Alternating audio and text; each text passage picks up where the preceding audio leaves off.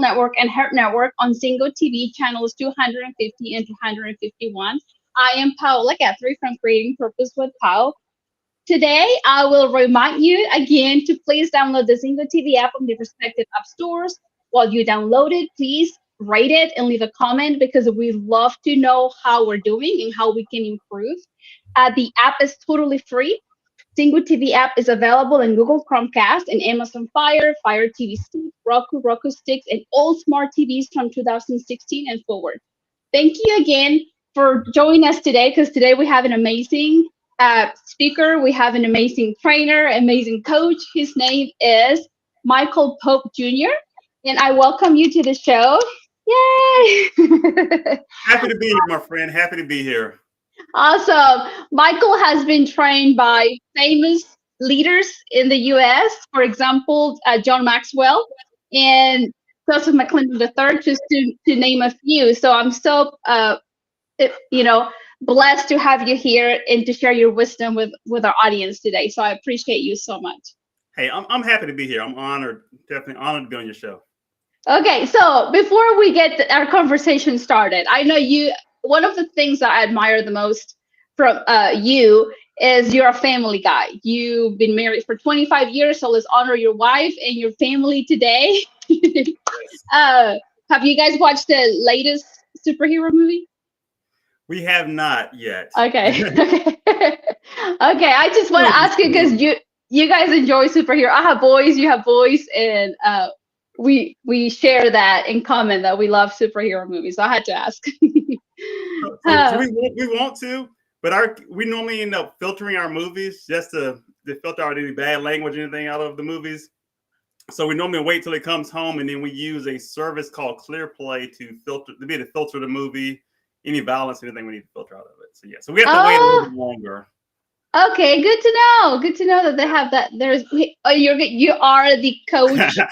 Tech guy, so of course you know what to use. So that's awesome. Oh, so today you're gonna talk about DOER, right? So let's dive in. Yeah. So what is that? The DOER stands for? Yeah. So the D in DOER stands for discipline. All right. And so, as we know, discipline is so important. So we got discipline. We have opportunity focused. E is executing a proven plan, and R is all about responsibility, really personal responsibility. Okay, that's awesome. I mean, that's for someone that is ready to shift their life around. It's for someone, to me, that's what it speaks to me. Where it's like, okay, you're ready to be disciplined. You're ready to be responsible. You have to be ready to execute. So absolutely. So why is this topic of being the doer so important? To you, why is it so important to share to us? Yeah, so I think it's extremely important for a few different reasons. For one, when I decided to become a coach, right? So for my wife and I, we had a long discussion about where we were going to invest our money. And when I decided to invest in getting certified as a speaker, coach, trainer, and all of that, we made a decision that, okay, we're going to put this amount of money in, we've got to make it work, right? Because she was like, even though we have the money, we don't want to just throw it away. Yeah. So I knew from day one that I had to be a doer going in. So I had to have that mindset of it's going to work. I'm going to succeed. I'm going to win at this. And that's what we do. So really anything in our life that we do, we try to make sure that we're doing it to our fullest.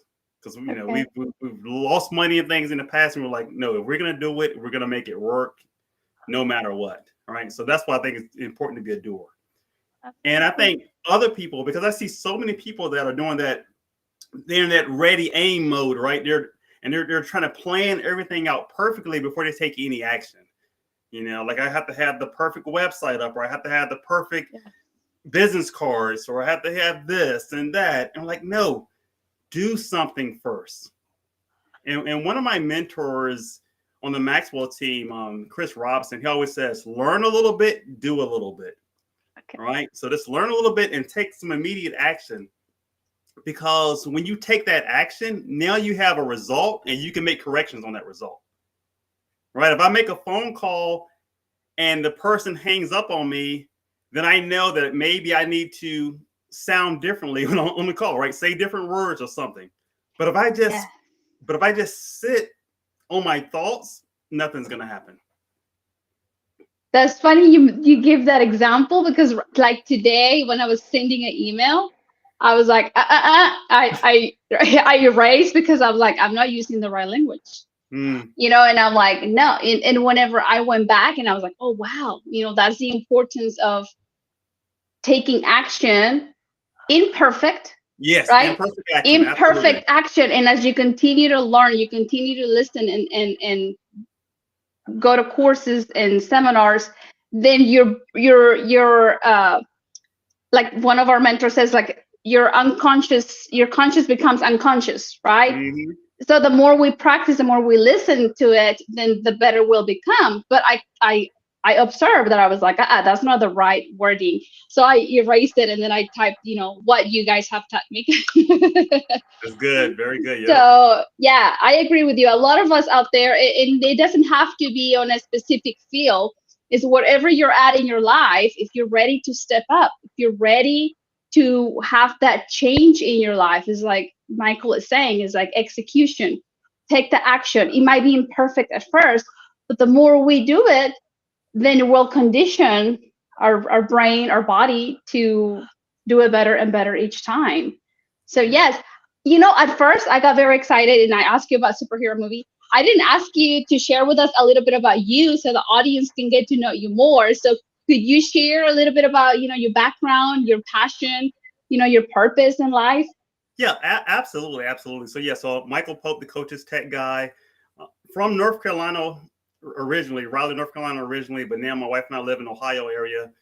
Been here for the last 25 years. We're raising three sons. I have a 15-year-old, a 14-year-old, and an almost 10-year-old. So my youngest will be 10 on Thanksgiving this year, so November Oh, 24th. Yeah, so he'll be in double digits, and so it's just an and exciting life, right? yeah, yeah, Taekwondo family, right? No, karate, karate. Karate, yeah, Yep, awesome. Japanese style. Yep.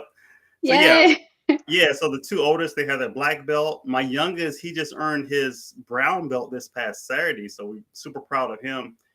And it all comes down to, like, they're a doer when it comes to the sport of karate, right? They're doers. They have the discipline. I mean, because you have to have something like karate, any type of martial arts field, right? It requires discipline to make it happen. So they're extremely disciplined with doing their practice of their katas and their takedowns and everything else, and going to class and learning what they need to learn, whether it's the Japanese words and all of that. It takes discipline. It doesn't come natural to most people, right? So they have to work at it, and they've learned to do that. They're opportunity focused. So my two oldest now, they're helping out. They're serving to help out the TOTS class, the toddler TOTS class in karate on once a week right now. So that's an opportunity for them to learn how to teach other people, but they're serving, helping people out. Yes. So it's great. They execute their plan. So any assignments that they're given in martial arts to practice their katas at home or takedowns and things, I mean, they do those as best they can. Yes, Right? any parents out there that are listening to us, our kids are watching us. So they Absolutely. get to Mhm. see you and experience that you're a doer. And Yes. and believe it or not, it's like you're modeling for them. So Yeah. And then they take responsibility of the R, right? So they take their personal responsibility for their own actions and all that. And it's so important. And you mentioned about modeling. Even my failures, it's important for me to model those for my kids, right? Because it's not that there's going to be a lack of failure in my life, right? We all fail at something. Failure is yes, part of success, but it's my attitude towards it. So how do I respond when I do fail? Am I learning from this? And even my two oldest, when they went through their black belt testing, there was a series of boards they had to break, and they didn't do it on the first time, right? So there were some tears and there was some talking to we had to do, but we had to work on their minds to let them know that they were capable of doing it. It's going to take some more practice, right? Some believing in themselves, but yeah, they were able to eventually do it. that's awesome. What are some other results that you've gotten by being a doer? Yeah, so I would say looking at my business as a coach slash trainer over just looking at the last 6 or 7 months or so, I mean, I've had some amazing growth. I have personally spoken like in person and video conferencing like this in over 60 different stages, which is huge. So I'm absolutely loving that, right? Just speaking in person. The largest stage has been the John Maxwell conference back in Florida. There was a little over 2,000 people in that audience. And then I've had, of course, smaller Zoom sessions and things in person, a smaller setting at a local high school here, where I was able to bring my kids and actually had them in the audience hearing me speak. So that was a really great experience for me. So yeah, so that's great from that standpoint. I've also added lots of new clients. I believe I'm up to 16, either 16 or 17 new clients in the last 6 months. Good. I have a membership that's growing, and I'm just having a lot of fun. Good. I'm glad you mentioned that you're having a lot of fun because, okay, for all of our audience right now, I mean, whenever, Michael is here to tell you about what a doer is for him, what he has, find out through his trainings and teaching other people. And now he's trying to pass down what he has learned. And he created this doer presentation back in, I didn't get to see it, right? But he's sharing with us a little bit of the presentation that he created. So we are here sharing together, using this platform for you to use this doer in any area of your life that you need to, like for you to align to what makes you feel more alive. Yes. And it doesn't have to be specifically for business. If it's for business, please take advantage of it. It could be on your health area. It could be your marriage. It could be your family. It could be your profession, So as we share this beautiful information, be open-minded that it doesn't have to be you don't have to be just a doer in your business, or you don't have to be a doer as a family member. But if you can be a doer in any area of your life that you are seeking that new change, that you're like, like you need some oxygen for you to go to the next level, right? Sometimes we feel like sometimes we have to feel a little bit of pain more than usual for us to be like, no more. So true. No more. Yes. So align with what makes you feel more alive. And I know, Michael, you are a Christian man.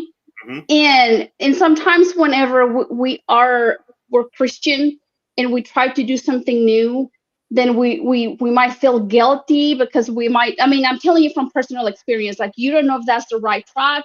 You don't know if you're going to be accepted, but for those of our friends right now that they have that fear to step into being a doer, know that if you're expressing the fruits of the Spirit, if you're doing it with peace, with joy, with love, with kindness, if you know that what you're doing is good for you, good for others, good for the greater good, move the fear aside.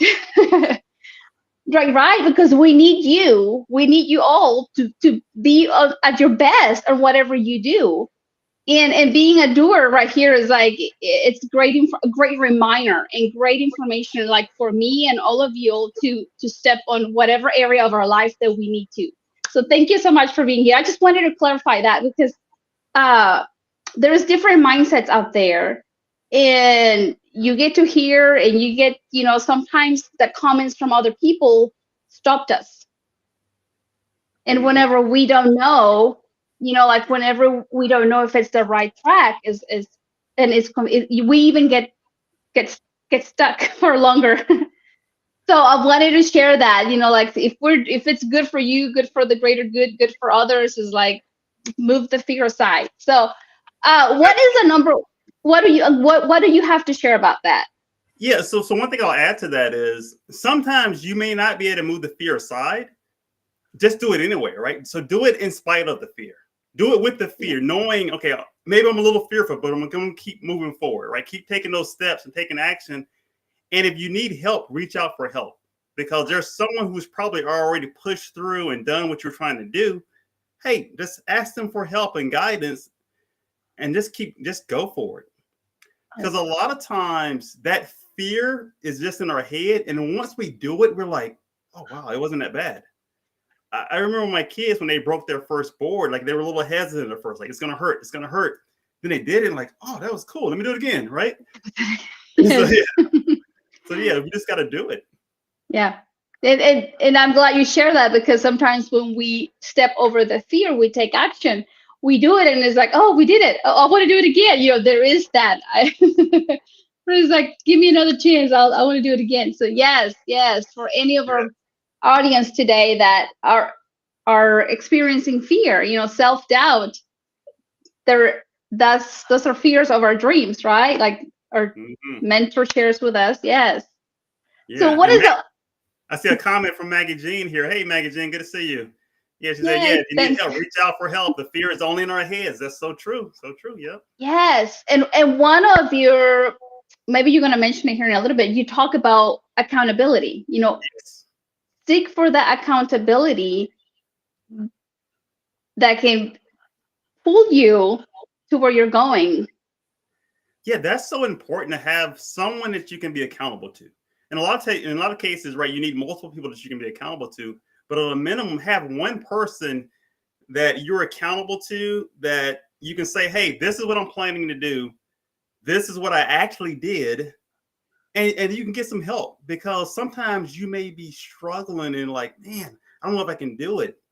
But I know for me, if I have someone to be accountable to, then I'm more likely to take more action, because I've got to report out, right? So if you're my accountability partner, I say I'm going to do, 50 push-ups today, and I come to you, I need to make sure that I do my 50 push-ups. Yes. And it goes to the first part of the D, which is discipline. And as Joseph McClendon says, discipline is doing the prescribed activity no matter what, even and especially when it's difficult, right? And that's key. No matter what, even and especially when it's difficult. And it's going to be difficult a lot of times to be disciplined, but you still got to do it. Yes. I agree with you. Yes. And because discipline is, you're building the muscle. You're Yes. teaching, that's a conversation I was having with my son yesterday. I said, a habit is programmed after, what is it, 90 days? That's what I told him. Yeah, I've seen 90 days works, right? It's like I've seen different, I think 87 might be the official. Okay. But some And people say he's 21, right? Is it like, hey, just keep doing yes, it? yes. So he said, so do I have to get a board and mark it? Yep, yep. Yep, I said, right.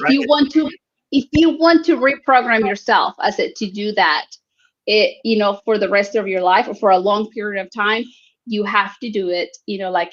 It's discipline. You have to do it for the first 90 days. I said, every single day until you become, it becomes habitual. Yeah. And yes, that's what discipline is. It's like the more we do it, then we're conditioning our brain, our body, whatever we're using, to deliver it naturally. And I love that you have them tracking it, right? Because we can't manage what we don't measure. So that's great that you've got him tracking it, so that way he knows. Yes. And I tell you, so there's a book that where's it? I just had it. Oh, here it is. So this book right here, 17 Minutes to Your Dream by Darren LaCroix. This book helped me with some of that discipline, because he talks about taking 17 minutes out the day and put it towards your dream, whatever that dream is. Wow. Right? So like, you're not having to do hours upon hours. So even if it's something like exercise, right? Just take 17 minutes and exercise hard consistently. Yes. It's only 17. We spend more time on our social media sometimes. So. Exactly. Right? Yes, yes. That's good. I need to read that book, 17 minutes. Yeah, I think you like it. Yeah, it's a really good book. Awesome. But yes, like, get your accountability partner, because yesterday I had a call with my accountability partner, and I was planning to have a free day, a recharge day. But after I spoke with my accountability partner, there was no way I could make that a free day. So I had to take action. And yeah, I did what I wasn't planned to do, but I felt good. So And you felt good, yes. Now, how did you celebrate? I watch a soap opera. But that's good. Hey, you like to do something, right? In Spanish, but I'm like, okay, I have to do this, and then I'm gonna sit down and recharge watching a telenovela. Yes. But yeah, it's good to have an accountability, because an accountability partner, because it's just an example, a simple example. I was planning to have a free day, and it didn't happen, because it happened that we had scheduled a call. We talked about future events, and I got gear up, and I'm like, okay, I have to do, like I have to dive into it right now. And yeah, so anybody out there, find a good accountability partner that can Yes. help you grow. So Hmm. Like I think in most cases you want to have a coach in your life, but if you're not in a position where you're ready to have a coach, at a minimum have an accountability partner, or yes, have both, yes, because I have both in my life, and it's yes. important. I see it now, Michael. I see it now that you have to have a coach, because they're just there to lift you up. We're not perfect. Yeah. And And we they're go, going to see things that maybe you can't see for yourself, because we're, I heard, Les Brown says, you can't see the picture because you're stuck in the frame, right? You know what I mean? It's like you got to have someone else that can take a look for you. yeah. Yes, because it's kind of like a cube. We might only see this angle, which is, to Hmm. me, might be green, but you're seeing the blue side. Exactly, right. So it's So blue to me, but it's green to you. yes, yes, and I can tell you all the reasons why it's happening because it's green, and then you can be like, well, listen, That's so true. Our life is, perspectives. Hmm. yes, yes. So yeah, if you can afford a coach, get a coach, because they're lifesavers. Yeah. For What most people, would you can't afford not to have a coach in your life, because I know I've done lots of dumb that would have been avoided if I had someone to say no. Yes, yeah, and sometimes it's we whenever we dive into our fears, our self-doubts, our hesitation, it's like we are dancing and we are creating the storm of why is no rainbows and beautiful colors on the other side, but whenever you have a accountability partner, when you have a coach, then they help you see beyond your Mhm. scenario. So yes, what would you tell someone right now that has the feeling in the tip of their stomach, because they know they're meant to be more, they're meant to do Uh, more, but you know their mind pulls them back because it might not be the right time, because they think, like family will not agree. It's just, they went to school for so long, they have to stay, where they're at right now. Like what would you tell them, those that are like so I would tell having. them to take time and write down exactly what you want, as detailed as possible, and then identify the reasons why you want it. Because what I found out, if you have enough reasons, when that doubt and that fear come in, your reasons, and like I like Marvel superheroes, right? So I think of your reasons like a shield that you're holding up. So the more reasons you have, the bigger your shield. All that stuff comes in, it's just bounce off of your shield, because your why is so big. Like, you can't tell me that I can't do this, because I know that I'm gonna do it, and it's for the right reason, right? It's like your why is just so big that you're not even phased by all of that, Yeah. right? It doesn't even matter to you. It's kind of like, if I'm driving on the highway, I'm not really concerned about the cars on the other side of the highway, right? Because if there's a median in between us, like a wall or something, right? They no matter what, no matter how fast they're going, even if they have an accident, they're not going to cross over to my side of the highway, because there's a barrier. And that's kind of what your reasons do for you. So even if they're doing something stupid over there, going super fast, you're in your lane, you're focused, they can't touch you. And so that's why you want to have enough strong reasons to keep you going. And you have to have a way of keeping what you want, your why, in front of you. So you're constantly being reminded of, what you're trying to accomplish. So those days when you have rejection or you have that self-doubt, you can look at it and say, this is why I'm doing it, right? If I know that I'm doing this for my family, to take care of my family, then it's worth the rejection. It's worth the no. It's worth that little uncomfort that I may have to endure, right? It's worth missing a sporting event on TV or some other fun thing if it doesn't line up with helping me achieve my why. Beautiful. Yes. find enough reasons, Mm-hmm. of why we're doing what we're doing. And yeah, I totally agree with you. And you mentioned something about rejection. And to me, like on my first book, I'm working on my first book. So All right. rejection is going to be there. And I want my children to learn, that rejection is just a part of our journey. And it's just teaching you, it's kind of like a bump on the shoulder. That's how I Mm-hmm. see it. Is like like when somebody rejects you, it's just a bump on the shoulder for you to see your, like your soul, your why, like your value, Mm-hmm. that's just how I have experienced it. I've learned to deal with it, where it's like when it's a no, it's like, okay, cool, then it's like I go back instead of crying. I'm a woman. instead of crying and taking it, like They don't like me. emotionally. So I've learned to like, okay, okay, it's a no. And then it's like, but then it's like, instead of minimizing myself, it's like to see your worth, there's enough for a reason. So I Mm-hmm. would love for my children to see rejection as an okay, it's like not a big deal. Next. uh Exactly. I know so John Maxwell says that, sometimes you win, sometimes you learn. So it's important some those moments when you get rejected or you fail at something, go back and reevaluate. Okay, so what can I learn from this experience? Right? Maybe I need to get stronger. Maybe I need to speak better, have better words, talk to someone that's more qualified, that's a better fit okay. for whatever I'm offering. But Yes. learn from it. Yeah, I love it because it's like being humble as well. Like people minimize themselves, and that's one of the things that I would like to bring the awareness is like, whoa, whoa, whoa, whoa. You don't have to minimize yourself just because someone told you no. Exactly. But let's be humble and see your value, see how we can improve. But yeah. So you said sometimes we win, sometimes we Learn. learn. Mm-hmm. Okay, cool. And Maggie says, she would ask, how happy are you with where you are in your life right now? Good Okay, question. so Mhm. yes, we Yeah, you have gotta ask to. yourself questions like that to motivate yourself, right? Because if that answer is I'm not happy where I'm at, then I need to move forward. So Yes, yeah, great question.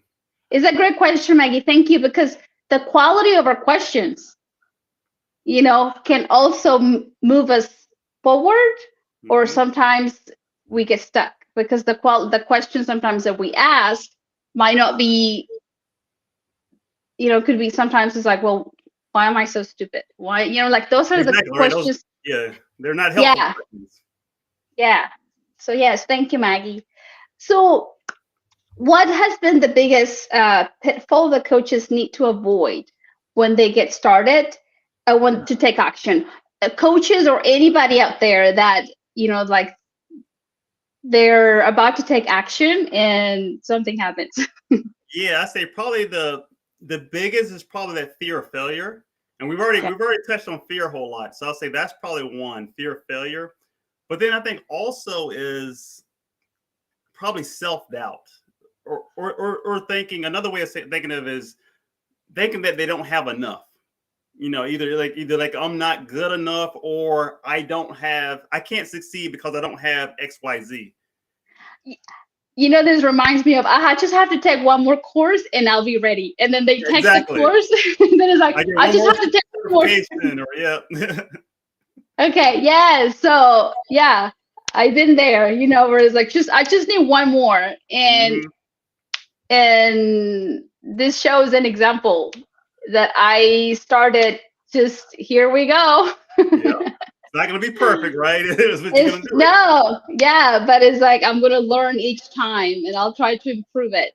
So yes, if you're out there thinking I just need one more certification, I just need one more book to read, I might just need one more area to master. No, just take action. And it's gonna be imperfect at first, but you're taking action and that's what matters.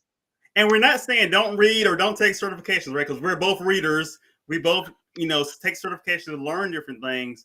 But I know what I found out is that when I'm in action, when I'm doing something, it makes learning so much better, right? Because if I'm making a bunch of phone calls and I go read a book talking about how to have more confidence on the phone, I'm going to learn more because I'm doing it versus it's just being theory.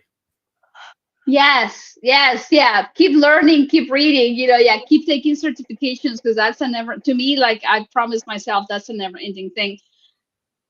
You know, because there are stages in life that I haven't lived yet, and I have to navigate them with grace.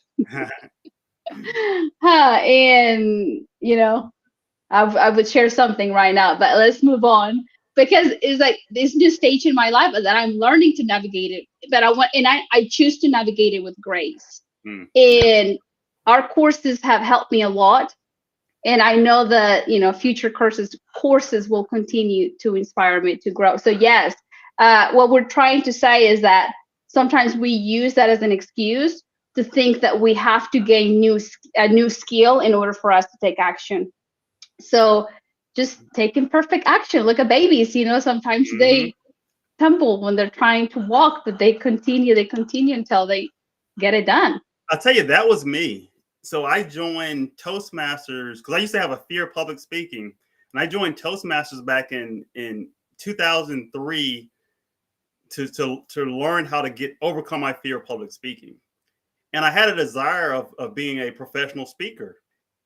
But I thought I had to have certifications and I had to do X number of speeches before I could ever even market myself as a speaker. Because I would say, well, I haven't done this, or I haven't won this contest or done that. Right? All those little excuses that really weren't really relevant. And the thing is, they were all made up in my own head. Like, no one ever told me, oh, you got to have this first. These are just stories that I told myself. Yes, because you want to gain credibility, I think. It's like, I remember I challenged myself, Michael, 1 year to read one book per week and post a review on YouTube, because I thought, well, if I do that, it's silly me. I was like, I'm just going to gain credibility. I just kept myself busy for the year. I could have, I mean, you probably learned a whole lot, but yeah. Yeah, but it's like, sometimes it's like you said, I could have taken different action, but it was because my self-doubt of stepping out there into the unknown, and fear of rejection, like we were talking about. Then I could have been networking through that year, at the same time. But yeah, sometimes we limit our own selves, thinking, oh, I have to get this first before I can take action. What would you say? Because as you're talking about discipline, we're talking about always for opportunity, right? Yes. And execution and responsibility. What would you tell someone that says, well, but I've tried it all and it's not working? Yeah, then I would probably ask the question, you tried it all? Really? Every word like all or everyone, what I mean? Like, those are just words that people use, but they really haven't actually done that, right? Yes. But then I would really go back to asking them, okay, so what do you want? So if they say, hey, I want to be a 6-figure coach, as an example, right? Okay, so then let's put a plan in place for that to happen. And I'll ask them, okay, give me an idea. So for the last, take your calendar for the last 4 weeks and let me know, what did you do on every single day for the last 4 weeks towards your business, right? Okay. So did you make phone calls? Did you make phone calls? Did you ask for people to be your coaching client? There's so many coaches who have never asked the person, will you let me coach you? Right? Or, I want to work with you. This is how much I charge.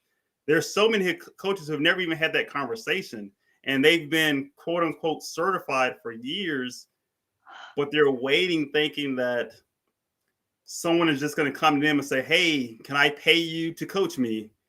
And that happens, but you can't wait for that.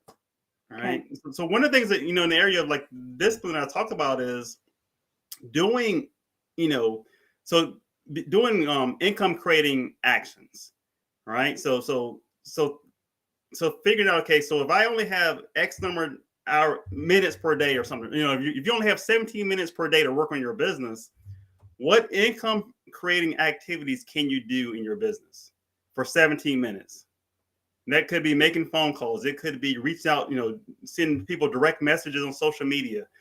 It could be preparing a presentation or promoting a webinar or something, right? So you just got to figure out like what do I need to do? What actions do I really need to do that's going to move me towards my business? Yeah. And we create our own reality. That's another thing is like we create our own reality. Yeah, keep trying. You know, something's going to stick. Is like continue to. That's what business is about, or whatever project you're at. Right now, we're talking about business, but it's like it's trying a new thing. You know, let's see if this works. Oh, it didn't work. Okay, let's try another. You know, be an innovator. You've got to be willing to fail. Like I know at the conference, I told people, I said that you've got to be willing to fail fast. Like that's my goal. It's like if I'm going to do it, I want to fail fast so that way I can learn as soon as possible. I'm not going to wait and say, okay, I'm going to start that 6 months from now. No, let me do it now, fail, learn from it, try again, like you said, and keep moving forward.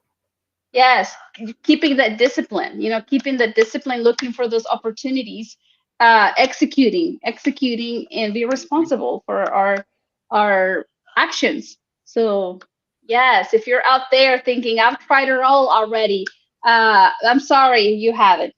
Exactly. Try one more. Yeah. Or Try. Yeah. Right. Yeah.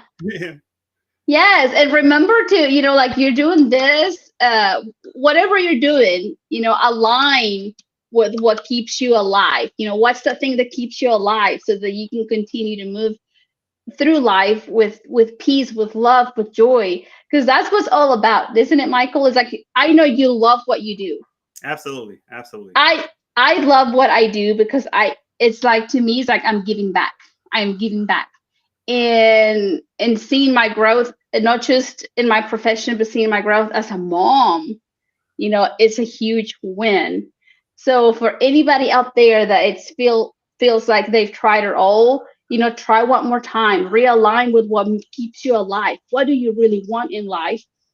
And make sure that whatever you're doing, that you're expressing, you know, the fruits of the spirit, that you're realigning with who you are. And I think whenever we know who we are, then I mean you talk about the why as well, then we know our direction. So yeah, it makes a big difference. Yes. What have you seen the most in your business, like in your conferences? Like what type of personality have you, you know, gives up? Or what type of personality gives up, or what type of what type of personality? It's the ones that I tried it all, or you know, like they have that mentality of. I think it's so. Yeah, so I can speak to that. So I think it's a lot of times it's the perfectionist. So even me for years, I'm a natural perfectionist, right? I always want to make things better. I want to make things perfect, but I had to learn that done is better than perfect. And that I have to be willing to fail with my actions and keep moving forward. So, but I see a lot of people who maybe they're transitioning out of corporate America or something where in their corporate environment, it was discouraged for them to really fail, you know, look down upon to fail. So they would be more risk averse because they didn't want to take risks because of fear of failure. And so they bring that to their business and you're trying to get things so perfect. You know, I've got to have the perfect funnel or the perfect system, and to even market myself as a coach, and you know, or I have to have the perfect coaching method down, right? So they want to practice, you know, coaching for 6 months or a year or whatever on a friend before they even market themselves. And so those are the people that I see that really don't succeed, and it's a shame because coaching can be so rewarding. I mean, you can really make a difference in people's lives. You know, I had a good friend of mine, Annette, actually, you know, Annette. So she gave me this. She gave me this at the conference, and I was like, oh, those words speak so well to me, right? They may forget what you said, but they'll never forget how you made them feel. And I think as a coach, we have an opportunity to do that on a regular basis. Because our clients will, you know, they'll definitely remember how you made them feel, like the impact you made on their life. Yeah. You know, it was so interesting. I had something. So this past Sunday evening, I was at church, and I had a gentleman came up and sat beside me real quick. He said, "Hey, Mike, I've been looking for you. I wanted to thank you for the class that your wife that you and your wife taught us, back 3 years ago, because we did Dave Ramsey's Financial Peace University, and we taught that class at our church. And he was like, we've completely transformed our finances over the last few years, and we're focused more on retirement now. And he just felt so good, and I was like, man, that was been like 3 years ago, but that impact still lingers on. And that's what we need to do as coaches, right? Make a difference in people and really affect their family. You don't really know the impact you're going to make, but you can make it. Yes, absolutely. Thanks for, sharing about the impact that we make, how we make other people feel, and also about perfectionism, because I see it with the youth. They get they stressed out, and I'm like, it doesn't have to be perfect. It's like I have to remind them, is like, just get it done. I don't expect it to be perfect. I do expect you to express your knowledge. You want them to do their best, right? Put their best effort in. Yes, exactly. But it's like, I'm not looking for how perfect you color it. In this case, we're talking about coloring a periodic table. So this person you could see it in her eyes, you could see it in her body language. She was stressing out because it wasn't perfect. And it's just one scenario that I can share with you. It's happening with our youth as well, that they expect that perfectionism, and it only leads to anxiety. Anxiety. So yes, it's like we need to stop, because perfectionism doesn't really exist. Like, there is not a measurement tool to say, okay, we achieve perfectionism. Exactly. So sometimes we get trapped into that, trying to achieve perfectionism, and we're missing out the journey. We're missing out to enjoy the journey of life, or whatever project we're working on, because we're so exhausted seeking for that level of perfectionism. And in reality, I haven't found a level of perfectionism with the 1, 2, 3, 4. Yeah, you never will, right? So like something that really helped me out, being with having an IT background, technical background, is knowing with software, there's always the next version, right? So like, even like, as good as my iPhone is, next week there's probably gonna be a new version or some type of update, because there's no such thing as a perfect operating system or a perfect phone. They're constantly making improvements, right? We're in that constant state of improvement. And that's what our selves, anything that we do, is. And John Maxwell says, you're never good the first time. So you do it, you learn from it, you improve, keep improving. And that's what every area of our lives.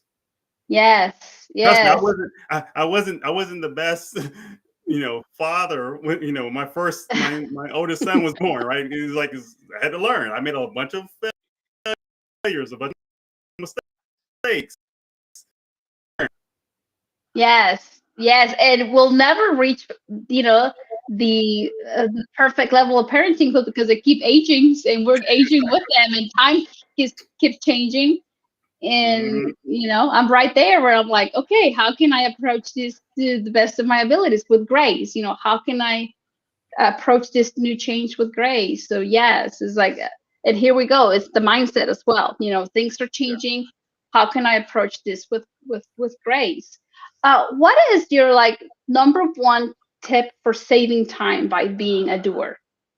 Yeah. So for me, it's I learned this. John Maxwell talks about this, but I learned this from someone else 2 years ago, is plan tomorrow the night before, right? So planning your day ahead. Okay. That's one of the biggest time saver that I've ever done.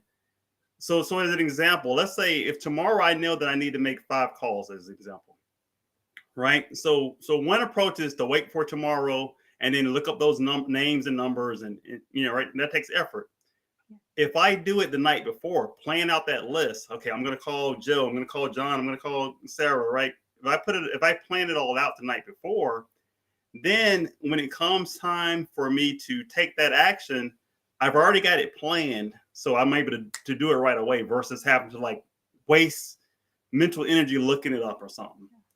Cool. And that planning process can be done in that non-productive time of the night, where you're not able to really do anything else other than read or something, right? You can take 17 minutes if you want to, and plan your day out for tomorrow. Yeah, Brendan Burchard. I don't know if you know Brendan Burchard, but he talks about it too. Like he's like, you have to pre-plan, like Sunday, pre-plan your week. And now make yeah, awesome. And because like for me, so because I still work a full-time job, running a business, doing my own coaching, but also doing teaching and all that, and having to put together lessons and all that. And people are like, man, how are you able to do all of that with your family and all that? Like this, I'm not perfect at it. Like I don't have everything planned out, but as much as possible, I try to plan and think ahead, because then it just makes it so much easier. That way I'm not stressing over what I'm going to train on, minutes before, right? I can enjoy myself. I can come and relax. And I see that with some speakers too, where they're not fully prepared with their talk. So they're not able to really like engage with people beforehand, because they're so thinking about their words and I don't forget my lines and all that. Whereas I try to be prepared. So it's like at a moment's notice, I can go up and give my talk, but I'm not thinking about my words because I already have that part down. Of course, because Joseph McClendon III says, "Be ready." Exactly, always be ready. So that whole before time, before, during, after that Joseph talks about. So yes, you always be ready. Yeah. It was like he always says that. You just, that's just who you are. You always, be ready. It's like, okay, high standards, but I like it. Yeah. Yes, I agree with him. It's like, just be ready. And like you said, it's like learn to pre-plan your week, learn to pre-plan what things are going on that week, so that nothing is surprise you. It's like, okay, I expected it, and I'm gonna do the best that I can. So, and then learn from anything that does surprise you. So if something surprises you, like an example would be, we did on the Maxwell team, we did a webinar with John Maxwell. It was scheduled for a couple of weeks ago, and something happened in John's schedule. He didn't make that webinar. So the executive vice president of the Maxwell team, Chris Robinson, he came on to kind of give us the news, let us know that, hey, we're going to reschedule. Well, someone asked him, does he have a talk he can share with the group? And he thought about it for a second. He quickly grabbed something, and he had content. He was able to deliver a powerful 30-minute talk talking about failure, like tips of dealing with failure at a moment's notice, because his environment is set up where he's very organized, where he can quickly pull that talk up, have his notes, and go for it like that. I mean, it was powerful. Everybody was like, whoa. Wow. Yes. Here's the, being a doer, having the discipline to be ready, because you're seeking for the opportunity. Here we go. The opportunity to execute. And then being responsible, because I am like, when I am responsible, then that makes me feel good. So that's what is like, I'm doing it in order. Like and the responsibility is so important. Like we didn't really talk a whole lot about responsibility, but I know when at the conference, I talk to people about having responsibility for 3 main areas. So responsible for your personal growth, which you're huge in personal growth with reading and studying and all that. That's important. But also responsible with your attitude. I see a lot of people who they let other people determine their attitude versus them determining, so I'm like, no, you need to be responsible for your own attitude. It doesn't matter what's going on with the world. If everybody else is down and blue and fearful, right, you can still choose to be upbeat and positive. We have complete control over that, right? And then the third area is responsibility for your character, right? So character is who you are when no one is looking. So it's like, are you comfortable enough with yourself where you can truly be your full self when you're around people? And because people can pick up if you're phony, especially if you get opportunity to be around people on a regular basis. They're going to start sensing if you're phony, if you're trying to have this facade every time you on stage or whatever. But just manage your character, and you're going to attract the right people to you. Awesome. Yes, I totally agree. It's like it is a learning skill. Like to me, it's like that being who you are Mm. in front of everybody, it took me time, like, to be honest, because I didn't know who I was. I thought I was just born the way I was born, and that's it, like, you couldn't take anything away or add anything to Mhm. it. And then discovering that, oh no, you get to choose, you get to choose Exactly. and recreate and be a better version of yourself. And yeah, and then sometimes owning your authenticity, uh Hmm. because you're the fear of rejection again, they might not like you the way you are now, or they might, like, but yes, it's like it's an art. So thanks for sharing that, because I think a lot of us that were like me are in the process of learning how to engage, how to interact and feel comfortable with being I had you, to learn. I'm still learning as well because I'm As still a natural introvert, you right? So are, yes, I force yes. myself out of my comfort zone on a regular basis. Yeah.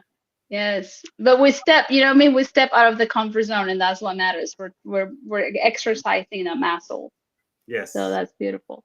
Uh you love you're an IT guy, so share any specific software of or anything that you think will benefit anybody with their coaching business, or any software out there that we should be aware of.